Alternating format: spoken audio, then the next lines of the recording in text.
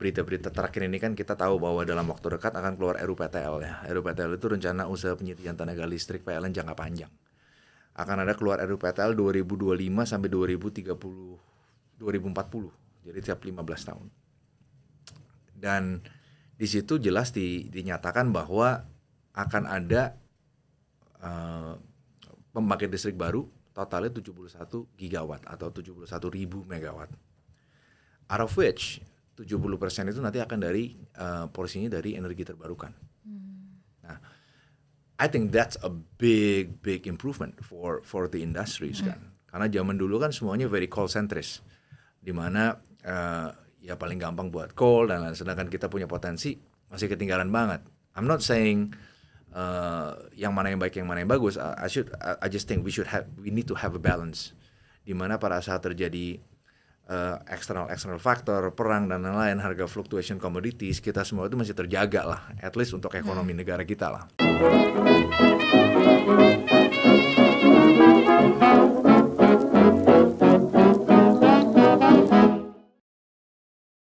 Halo teman-teman investor ajaib semuanya, jumpa kembali bersama saya Rati Musikoningsih, Financial Expert Ajaib Sekuritas.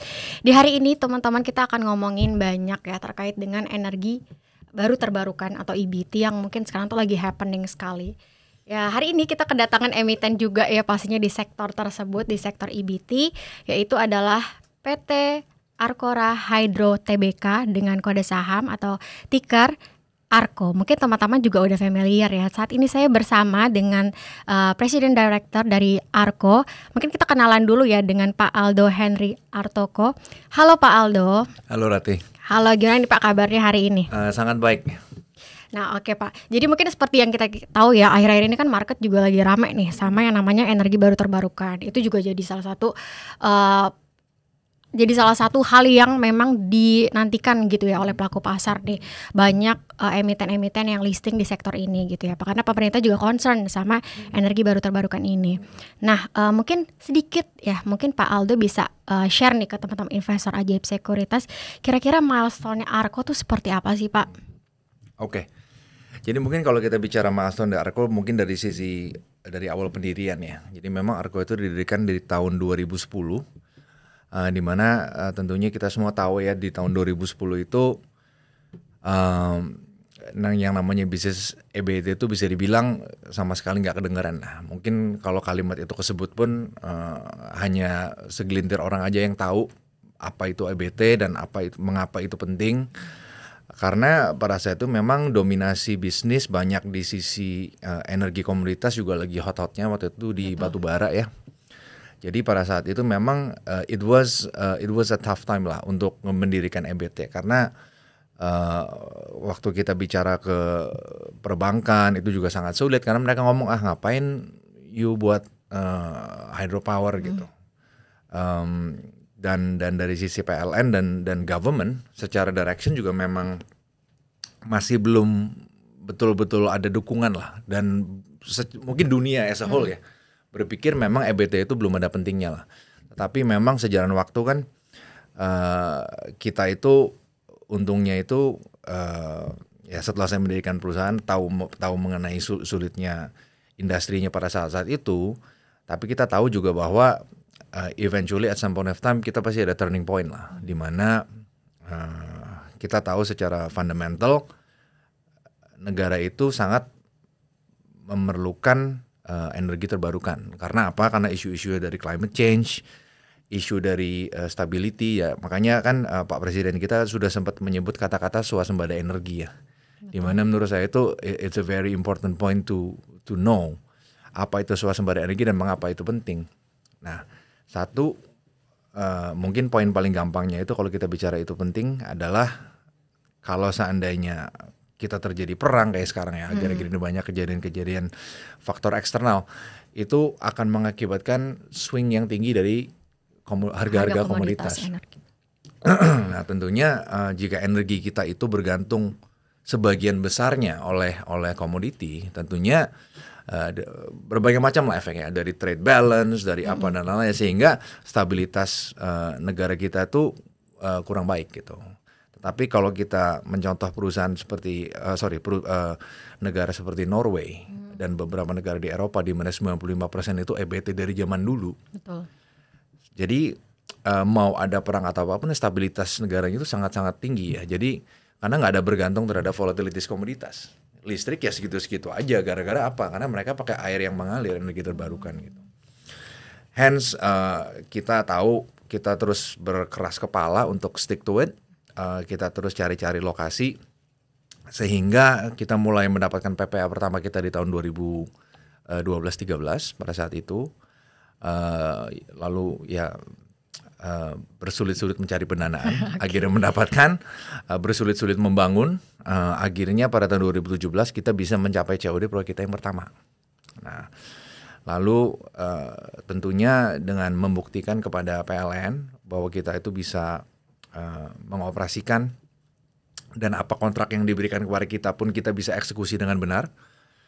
Tentunya kalau kita dikasih kepercayaan hal yang kecil dan kita bisa melaksanakannya dengan baik, ya tentunya dikasih kepercayaan yang lebih besar kan. Nah, maka dari itu kita terus mencari potensi-potensi baru. Kita datang ke PLN dengan track record kita.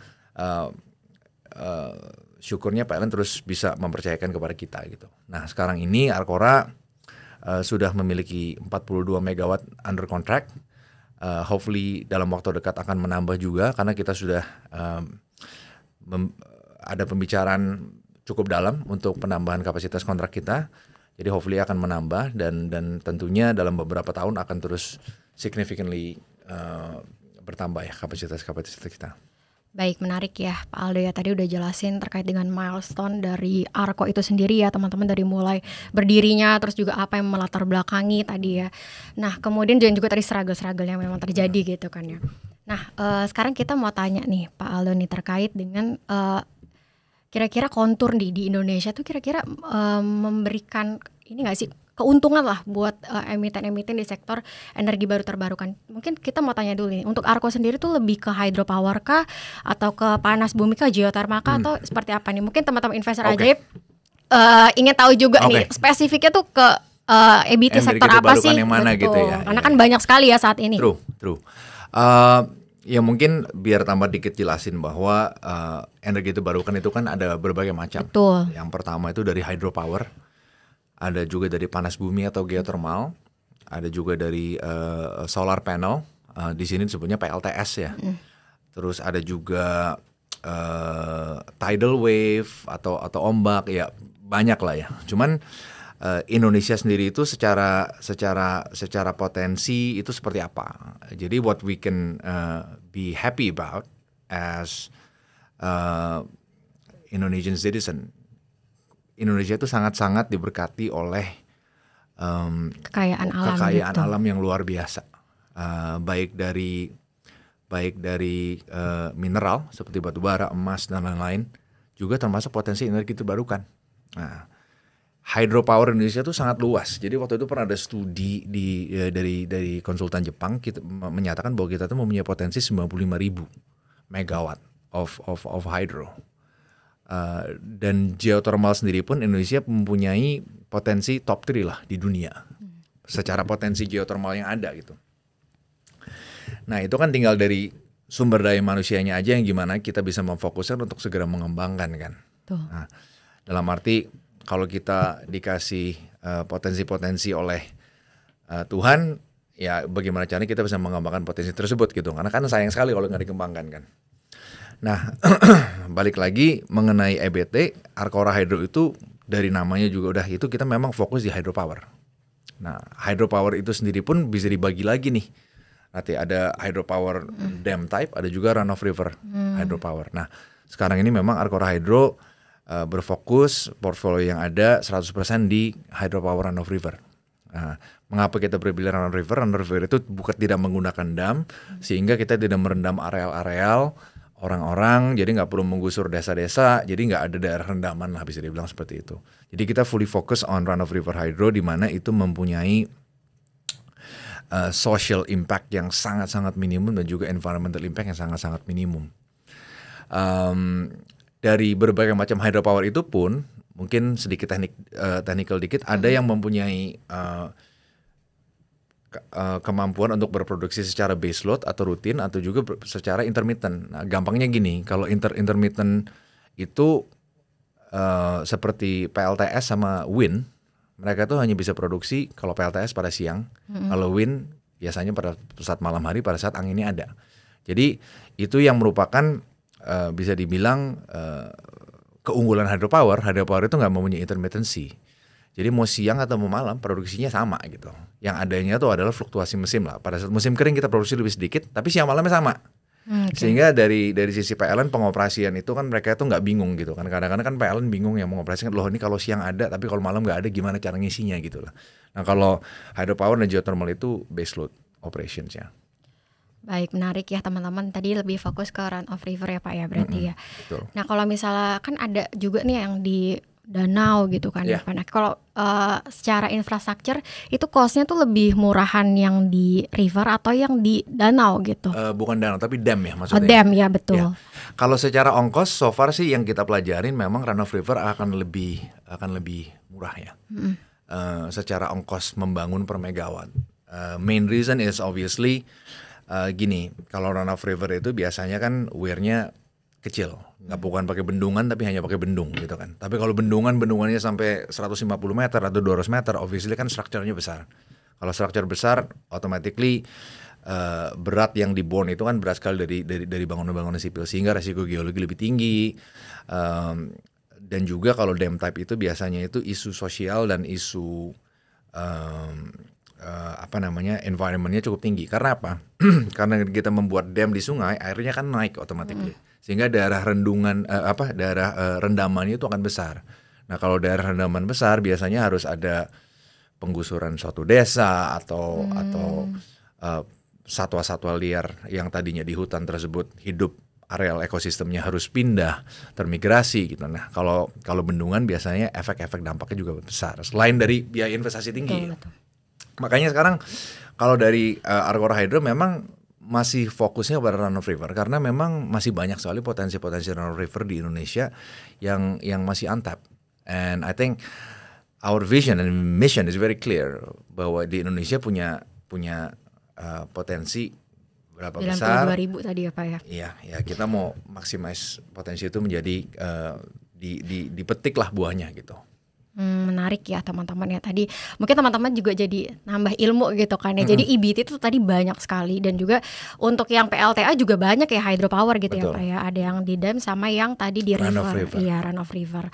Nah oke teman-teman. Nah mungkin tadi sebenarnya udah ke-spill ya sedikit sama Pak Aldo nih terkait dengan capacity yang udah di PPA. Ada PPA-nya lah ya Pak dari Arco. Tadi sekitar 42. Kalau yang installed capacity itu sekitar berapa sih Pak dari PPA itu?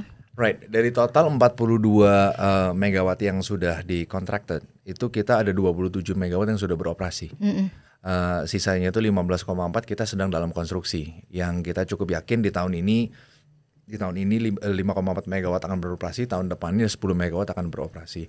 Tapi kita berharap di tahun ini kita akan segera ada tambahan kontrak baru, dan itu pun akan kita langsung konstruksikan. Ya kita berharap dalam 1-2 tahun ke depan, the growth story of Argora Hydro will be very interesting to watch lah. Baik, menarik ya teman-teman. 24 ya Pak tadi ya megawatt ya? Yang udah operated. Yang installed capacity ya tadi. Correct. Nah, 27,4. 27,4. Nah kira-kira itu tuh bisa di-spill nggak Pak? Kira-kira yang paling banyak tuh di daerah mana sih? Atau yang tadi paling banyak capacity-nya tuh di daerah mana? Dan kira-kira ada nggak peluang untuk di wilayah lain gitu di Indonesia? Ya, jadi mungkin it's worth to mention ya bahwa total kontrak kapasitas kita itu kan tadi kan 42,8 megawatt. Di mana 27,4 sudah beroperasi, 15-nya lagi dalam tahap konstruksi yang kita cukup yakin dalam waktu yang dekat akan segera beroperasi semuanya. Selain dari itu, kita juga memiliki 260 megawatt dalam pipeline. Di mana itu izin-izinnya sudah kita miliki, studi-studinya pun sudah kita laksanakan, dan intinya itu proyek-proyek yang menurut kita itu visible untuk dikembangkan. Dan jadi kalau kita ngomong secara total pipeline plus contracted capacity, kita udah sampai 300 megawatt. Dan kita cukup yakin dengan government's directions, dengan government's policies, dengan government's intent untuk memajukan energi terbarukan, dan dengan kebutuhan juga ya, dengan juga kebutuhan government juga ke depan. Kita cukup yakin ini proyek-proyek semuanya itu bisa segera direalisasikan menjadi kontrak. Baik, menarik ya. Tadi Dan kalau misalnya paling secara banyak, lokasi, iya betul. Nah, secara lokasi kita itu biasanya, the good thing about hydro, right? Kita itu lokasinya itu nggak cuma di satu lokasi dari 300 megawatt. Kita tuh lokasinya itu di Jawa ada 7,4 megawatt yang pertama, terus di Sulawesi ada 20 megawatt, 10 dan 10. Kita juga bangun di Sumatera juga, di Lampung 5,4 yang lagi konstruksi, dan juga yang terakhir ada 10 megawatt juga di Sulawesi Selatan. Yang dalam waktu dekat akan kontrak juga akan di Sulawesi. Kita juga baru masuk areal Kalimantan. Jadi kita areanya benar-benar terpencar, tergantung dari kebutuhan dari PLN. Nah, the blessing and the curse maybe ya di Indonesia itu wilayahnya sangat luas, tetapi penduduknya itu scattered atau terpisah-pisah. Betul. Jadi negara kepulauan ya, Tuan. Betul, negara kepulauan. Jadi secara apa ya, bisa dibilang secara blessingsnya obviously kita punya besar, a lot of coastline, tetapi dari sisi mau menyalurkan listrik ke semua orang itu akan sedikit sulit karena very scattered gitu kan, letak-letak penduduknya. Nah, makanya bagusnya hydro juga kita bisa berpencar terhadap demand yang ada lah. Makanya kita lokasinya banyak. Selain itu juga there's this analogy of don't put your egg in one basket kan. Dan for us kita tuh dari total itu semuanya pencar-pencar. Jadi secara resiko juga terpencar-pencar juga. Kantongnya jadi banyak. Betul. Jadi nggak cuma investasi aja tuh yang harus diversifikasi. Tapi Correct. tadi kalau untuk Arko sendiri tadi diversifikasinya dari tuh lokasi. dari lokasinya ya, lokasi. Betul. Untuk hydropowernya. Betul. Nah, sekarang ini menarik nih Pak, kita kan lihat ya pemerintah tuh kan concern ya sama energi baru terbarukan ya di sektor hydropower juga. Nah kira-kira untuk pemerintah sendiri apa sih yang dilakukan selain mungkin ada dari segi financingnya ya untuk meningkatkan lagi nih atau melebarkan lagi lah bisnis di sektor ini, mungkin dari segi financing atau mungkin dari PLN Pak, itu kira-kira seperti apa? Right, jadi saya kan datang dari bisa dibilang pemain lama lah ya, maksudnya mulai waktu I started the company when I was 26, 2010. Jadi bisa dibilang udah 14 tahun within the industries. Jadi mungkin saya boleh ngomong bahwa saya sudah melalui banyak banget cycle of regulations yang our government itu udah try to instill. Karena gini, the idea of renewable energy itu has been around for a very long time. Mata-mata orang dunia dan Indonesia pun sudah mulai kebuka. Waduh, kita kayaknya nggak bisa terus-terusan begini deh bergantung terhadap fossil fuel karena quality udara menurun, temperature meningkat, mulai ada bencana di mana-mana. So we gotta move. Cuma kan masalahnya kan Indonesia is such a big country, right? Dan untuk mengubah policy atau policy atau mau mengubah plan-plan itu nggak segampang itu. Nah, saya itu menjadi witness di mana sudah merasakan sendiri bahwa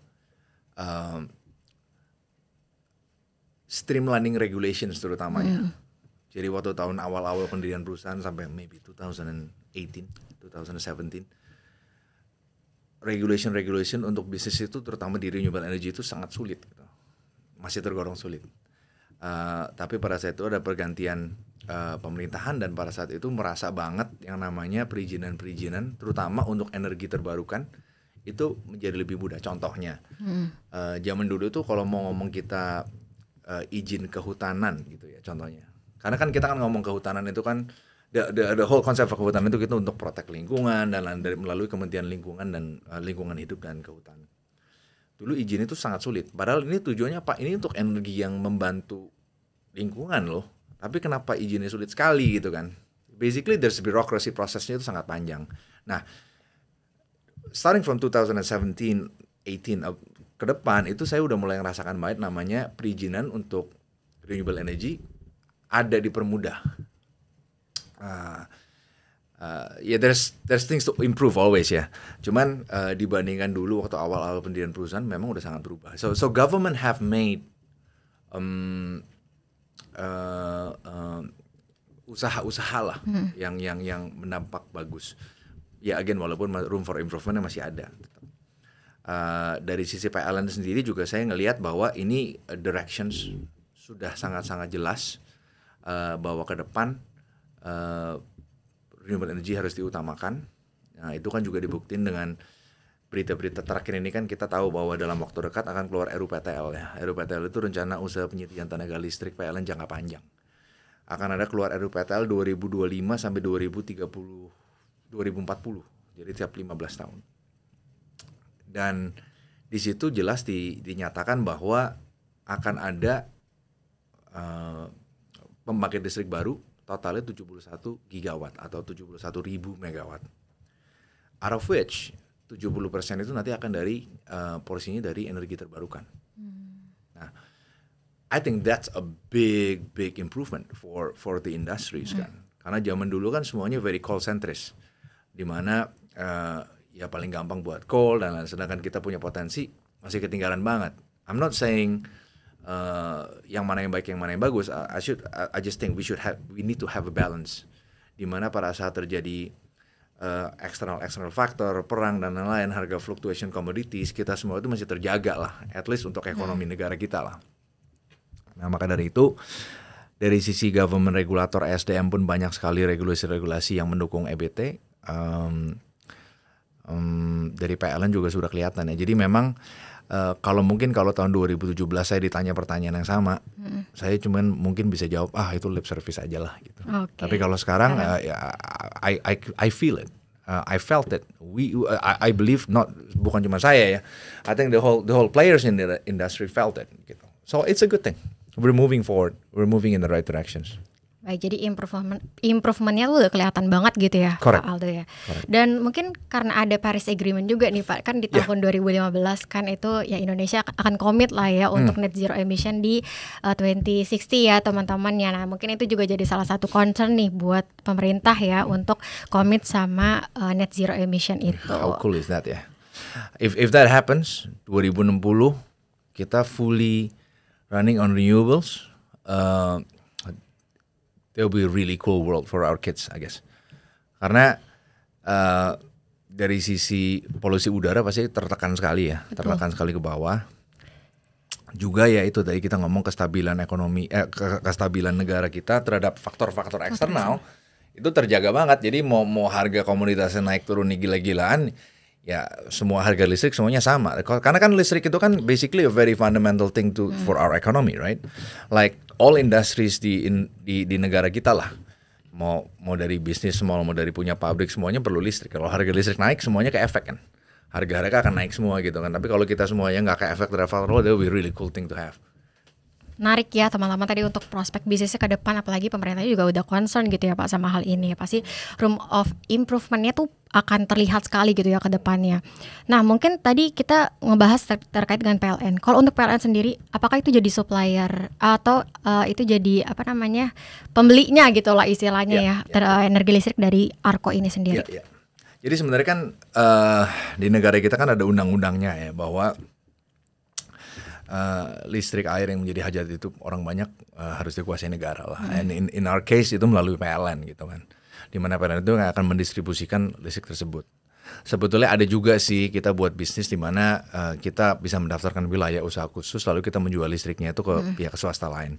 Cuman that's another business model to have gitu. Nah kalau kita itu sekarang memang berfokus untuk menyalurkan listrik kepada PLN, karena PLN akan mendistribusikan lagi ke pelanggan-pelanggan dari sisi industri atau maupun retail market ya. Dan waktu kita IPO ya tahun 2022 itu kan ada pertanyaan lah, biasa kan kalau mau IPO prosesnya panjang, dari OJK nanya ini gimana secara bisnis, bisa dibilang kalian mempunyai satu klien, bagaimana menanggapi risiko tersebut gitu.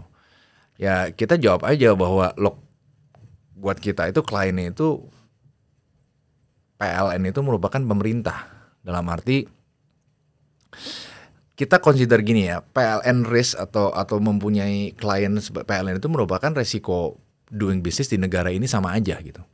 Karena kalau PLN-nya sampai gagal melaksanakan bisnis, automatically nggak ada bisnis lain yang akan jalan di Indonesia, ya kan? Karena kan again kita punya pabrik, kita punya mall, bisnisnya pabrik, bisnisnya mall. Kalau nggak ada PLN ya nggak bisa jalan juga gitu. Jadi kan sebetulnya resiko kalau orang berani bisnis di Indonesia ya seharusnya berani bisnis dengan PLN karena it's equal to country risk gitu. Jadi menurut saya hanya satu pelanggan dengan PLN itu ya sebenarnya bukan masalah ya. Karena kalau kita emang berani bisnis di Indonesia ya semestinya berani dealing with PLN. Karena PLN is basically the backbone of our country. Gitu. Iya, korek. Jadi kalau kita bisa bilang ya tadi ya itu bukan jadi salah satu kendala gitu ya Pak Aldo ya. Terkait dengan ya memang suppliernya tadi untuk ke PLN gitu kan ya. Korek, betul. Nah kemudian selanjutnya tadi kalau kita bisa bilang tuh kontrak ke PLN tuh kira-kira jangka waktunya tuh berapa tahun sih Pak? Mungkin bisa di-share dan kira-kira ada kenaikan adjustment harga kah gitu ya? Oke. Jadi kalau untuk proyek hydropower itu kita ya sekarang kita ada 5 kontrak. The first 2 kontrak itu kita tanda tangani itu 15 tahun. Jadi bisa dibilang itu setelah COD kita 15 tahun mempunyai secured cash flow. Kontrak kita yang proyek ketiga dan keempat itu tanda tangan itu 25 tahun. Secara kontraktual itu kita mempunyai 25 tahun length of cash flow lah yang sudah bisa dijamin. Diprediksi gitu ya Pak. Betul, yang sudah dijamin. Jadi maksudnya ya kalau dibayangin kita punya bisnis kontraktor contohnya ya. Ya kita marketing lah mati-matian dapat satu proyek selesai, habis itu mesti cari lagi kan. Kalau kita itu kita ngomong look, this is 15 years of contract. Jadi kita tahun depan nggak usah cari, bukannya kita nggak usah cari kontrak lagi, kita cari proyek baru. Cuman for that stream of cash flow udah aman gitu kan. So that's one of the pros lah punya kontrak semacam itu. Nah the first 2 contract is 15 years, terus proyek nomor 3, 4 itu 20 tahun, 25 tahun, proyek yang terakhir kita 30 tahun. Apa yang membedakan itu semuanya tergantung dari regulasi yang ada pada saat atau peraturan PLN yang ada pada saat kita tanda tangan kontrak. Nah sekarang itu untuk semua kontrak-kontrak baru jangka waktunya itu 30 tahun. Jadi gitu. Sekarang 30 tahun gitu ya Pak? 30 tahun kontraknya. Nah oke, menarik. Kalau untuk adjustment harga Pak, mungkin kira-kira apa yang jadi consider dari PLN nih? Oke, kalau adjustment harga sebetulnya pada saat kita negosiasi harga dengan PLN itu sebetulnya kita udah terain semua cash flow-nya lah. Jadi angka yang PLN ingin masukkan itu hanyalah angkanya flat tarif. Jadi ada yang staging lah, ada 10 tahun pertama berapa, terus tahun berapa. Cuman intinya itu nggak ada adjustment of inflations. Why? Karena yang di bisnis hydropower kita itu bisnis yang nggak bergantung terhadap komoditi. Kalau kita ngomong pembangkit yang lain itu kan komoditinya pasti kan berubah-ubah. Harga coal sekarang atau gas sekarang itu bisa berbeda dengan gas tahun depan gitu kan. Nah kalau hydro itu enggak. Yang kita bayar itu adalah pajak air saja. Dan airnya itu pun kita kan nggak consume kan. Airnya kan hanya lewat. Hydropower itu basically air masuk ke turbin lalu kita buang lagi ke sungai yang sama. Jadi kita tuh nggak ambil satu tetes air pun untuk dikonsumsi oleh kita. Airnya hanya kita pinjem, masuk turbin kita balikin lagi ke sungai. Jadi yang kita bayar hanya pajak air. Nah, dan pajak air jika berubah itu baru kita ajukan perubahan ke PLN juga bisa. Tetapi pada dasarnya harganya itu flat. Jadi bisa dibayangin our tariff sekarang 15 tahun lagi buat PLN pasti akan sangat murah gitu kan. But that's exactly why the concept of renewable energy is important. Karena kita lebih invest besar di awal, tetapi nantinya itu bisa berjalan lama dengan harga yang sangat murah. Now, sekarang kita ngomong emang hydropower bisa tahan berapa lama sih? Kalau kita bangun hydropower, it's a good question. Maintenance-nya seperti apa? It's a good question to have, right? Kalau hydropower itu maintenance itu bisa dibilang sangat kecil. Karena apa? Karena bayangin aja dalam satu proyek kita cuma perlu operator palingnya 15 sampai 20 orang. Ini one operating assets ya. Itu yang with 10 to 15 people itu bisa completely operate and make money. Sedangkan kalau pembangkit yang lain tentunya nggak bisa. Karena kalau buat kita tuh hampir semuanya udah bisa dibilang automated lah. Sehingga our EBITDA margin bisa dibilang tinggi lah untuk operating assets kan. Nah, tapi memang investment awalnya lebih besar dibandingkan dengan pembangkit yang non EBT gitu. Lalu kita bertanya lagi, berapa lama sih hydropower? Berapa lama sih hydropower itu bisa berjalan atau bisa asetnya itu bisa terus beroperasi menghasilkan listrik? Ada contoh nyata bahwa di Indonesia itu di PLTA Pangalengan atau PLTA Dago di Bandung itu masih beroperasi dari 1926 zaman Belanda. Up until now. PLTA ya, pembangkit listrik tenaga air. Up until now, it's still operating. Ya obviously pasti ada here and there maintenance here and there, which is nothing that nggak normal lah ya, angkanya juga nggak normal, tapi it still operates. Jadi memang it's one of the proven teknologi yang udah proven bisa menghasilkan listrik secara stable and very very robust lah istilahnya. Lifetime-nya juga lama tadi ya Pak ya. Correct. Yeah. Nah kalau misalnya tadi kan kita tahu ya bahwa Arko itu kan ada 3 tuh hydropower yang memang udah installed capacity lah ya tadi. Nah kira-kira setelah pabrik ketiga ini yang saya dapat infonya ya Pak ya, proyek yaitu yang ada di Poso, Sulawesi. Nah kira-kira tuh ada nggak sih teksnya yang akan mungkin yang sedang berjalan saat ini untuk proyek hydropower ini? Untuk next akan beroperasi? Iya, yang akan beroperasi, yang sedang dalam construction lah ya istilahnya. Jadi kan tadi kan disebut kita ada 15,4 dalam konstruksi. 5,4 itu di Lampung akan beroperasi di tahun ini. Lalu 10 megawatt lagi itu berada di Luwu Timur di Sulawesi Selatan akan beroperasi tahun depan. Jadi dan kita akan mulai konstruksi 1 proyek lagi tahun ini yang mungkin nanti pada saat yang tepat kita akan announce secara publik ya. Dengan adanya itu tentunya kita akan ada 1 proyek tambahan di mana kita tiap tahun semuanya akan nambah yang beroperasi nambah terus. Dan kita ke depan juga akan fokus kepada proyek-proyek yang size-nya lebih besar. Jadi kita fokusnya udah semua proyek-proyek ke depan minimum di atas 20 mega per proyeknya. Itu dari sekian proyek kan tadi banyak tuh Pak ya yang tersebar di wilayah Indonesia. Itu kira-kira tadi financingnya untuk initial investmentnya apakah pakai internal atau kira-kira seperti apa? Yeah. Karena kan tadi cukup mahal gitu kan initial investmentnya kan.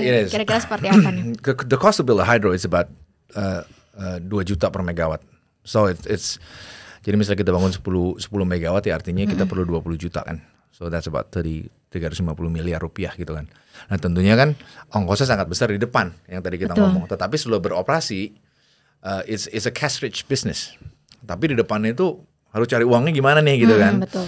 Nah, intinya kita itu harus mempunyai I would like to say biasanya kata-kata yang saya sering ngomong apa ya, jurus-jurusnya mesti banyak lah gitu kan.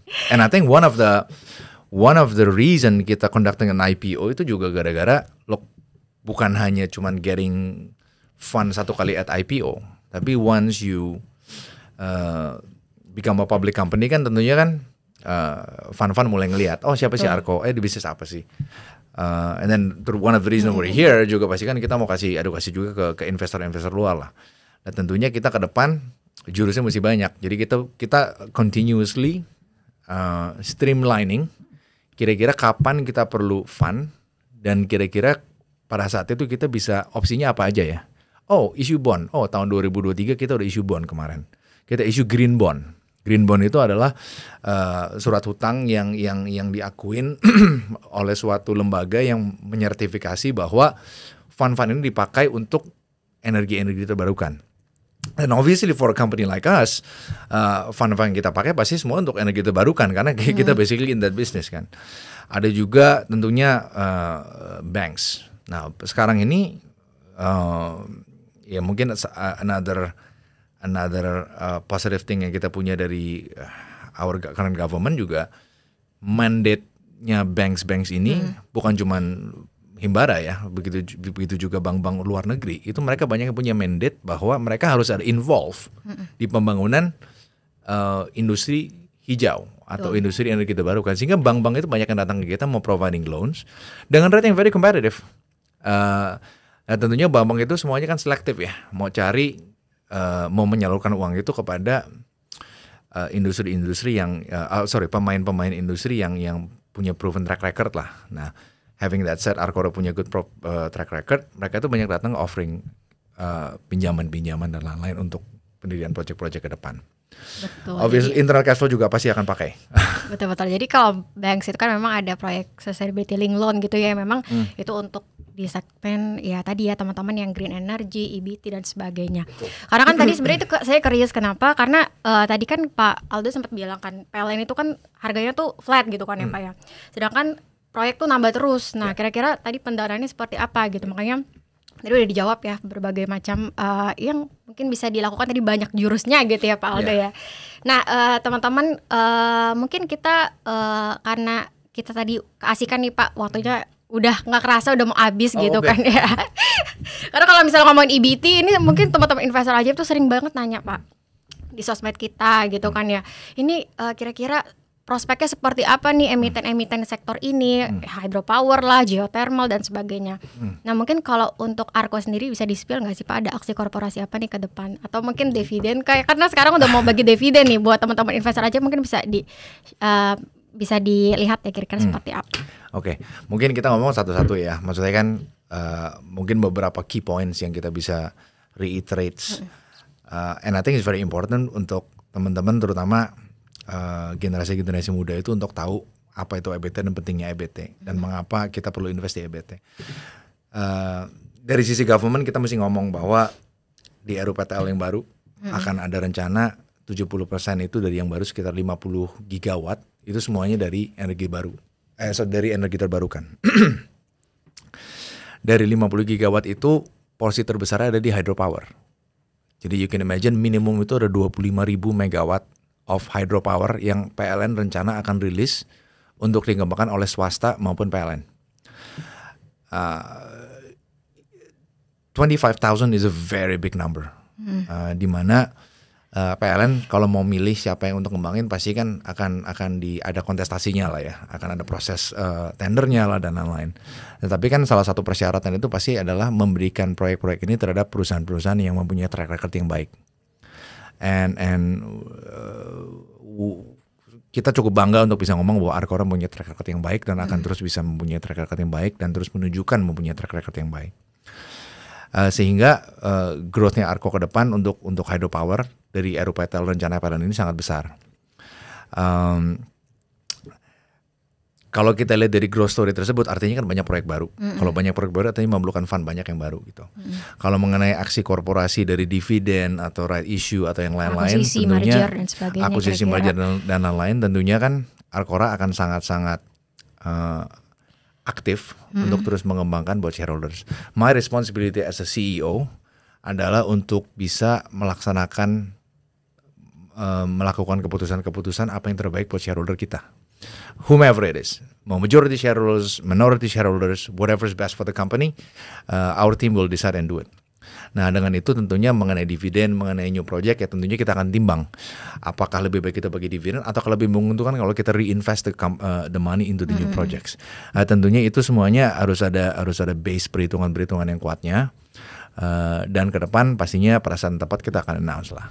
Gitu. Baik ya teman-teman, jadi tetap tunggu aja ya info dari Arco ya teman-teman, dan juga pastinya teman-teman harus tunggu juga nih di kita punya sosial media gitu ya, kali aja ntar kita up gitu ya teman-teman ya terkait dengan aksi korporasi dari semua emiten ya yang menarik buat teman-teman jadiin watchlist. Nah kira-kira itu aja nih Pak Aldo untuk thank you so much Rati. Pertemuan kita di hari ini, cuan talks kita di hari ini. Nah mungkin sekali lagi Pak Aldo bisa kasih closing statement nih buat teman-teman investor ajaib, kira-kira itu mencakup juga nih prospek Arco ke depannya seperti apa? Mungkin bisa di-share. Sure. Ya tadi kita udah ngomong banyak bahwa yang namanya renewable energy itu sangat penting ya. Dan saya rasa buat teman-teman ajaib yang I assume kebanyakan pasti banyak generasi yang muda. Betul. Please do support the industry, not only Arco, but support the industry. Karena apa? Karena masa depan kita itu di tangan-tangan kita semua. Support apa yang benar, jangan support apa yang salah, dan mengenai Arco sendiri, it will be very interesting to watch Arco's growth for the next years or so. Oke, thank you Pak Aldo dari Arco ya. Hari ini kita udah ngomongin banyak banget terkait dengan energi baru terbarukan, khususnya tadi di hydropower ya, segmen bisnis dari Arco. Nah kira-kira itu aja teman-teman ajaib semuanya, teman-teman investor ajaib. Sampai jumpa di Cuan Talk selanjutnya. Bye.